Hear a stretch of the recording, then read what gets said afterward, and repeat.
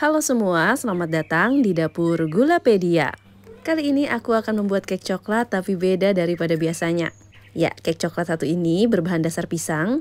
Ini cocok banget buat teman-teman yang bosen makan pisang gitu-gitu aja. Dan hasilnya ini enak banget, super moist dengan rasa yang super nyoklat, ditambah dengan rasa legitnya pisang, wah beneran bikin nagih. Ya, ini adalah double coklat banana bread yang cara buatnya gampang banget. Jadi, cus kita buat bareng-bareng. Pertama, siapkan pisang. Kamu bisa menggunakan pisang jenis apapun yang penting matang dan rasanya manis. Jadi nanti pisangnya akan lebih mudah dihaluskan.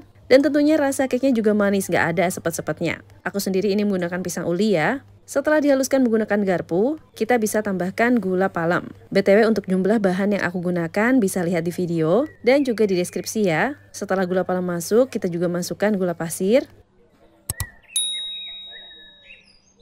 Setelah itu masukkan juga 2 butir telur dan sedikit vanila biar makin wangi kuenya. Selanjutnya bahan-bahan ini kita aduk rata menggunakan whisker hingga semua gulanya larut. Kalau di sini teman-teman juga ingin menggunakan mixer boleh banget ya. Cukup gunakan kecepatan rendah. Oh ya, kalau teman-teman ingin tekstur pisangnya lebih halus lagi, pisang bisa dichopper atau di blender.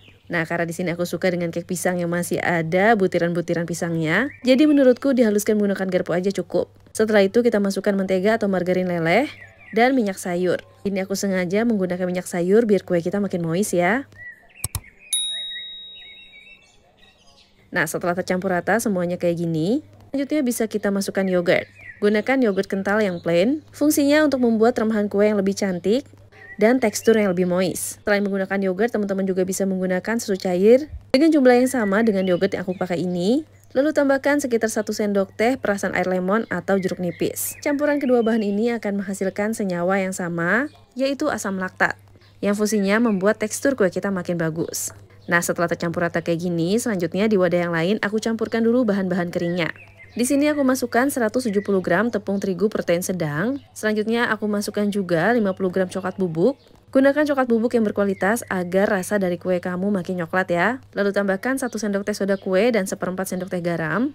Aduk rata semuanya. Lalu bahan-bahan ini akan kita masukkan ke adonan pisangnya. Ini aku sengaja memasukkan adonannya terpisah kayak gini terlebih dahulu untuk menghindari overmix ya teman-teman. Karena kalau overmix kuenya bakal keras. Nah, untuk bahan-bahan keringnya jangan lupa diayak terlebih dahulu agar lebih mudah tercampur rata dan gak ada yang bergerindil. Selanjutnya ini tinggal diaduk rata, cukup menggunakan whisker atau spatula hingga semuanya tercampur seperti ini. Nah, selanjutnya biar makin coklat kamu juga bisa tambahkan choco chips atau cincangan coklat blok kayak gini. Aduk kembali semuanya cukup sampai tercampur rata. Selanjutnya adonan bisa kita masukkan ke dalam loyang. Di sini aku menggunakan loyang ukuran 22 x 11 x 7 cm yang sebelumnya sudah aku oles dengan margarin dan sudah dilapisi dengan baking paper.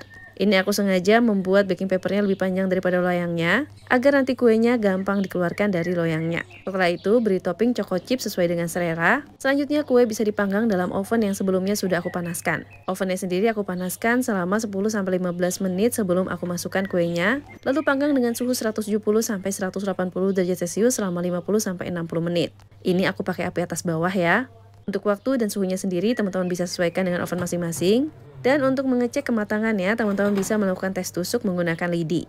Jika setelah ditusuk lidi bersih seperti ini tanda kalau kuenya sudah matang sempurna dan bisa keluarkan dari ovennya.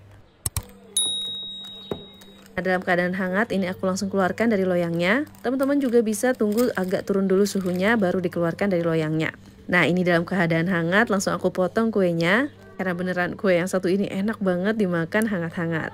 Dan kira-kira seperti ini tekstur dari kuenya. Bisa teman-teman lihat ada potongan coklat dan potongan pisangnya. Untuk teksturnya sendiri ini cantik banget dan super moist. Pokoknya empuk legit di mulut.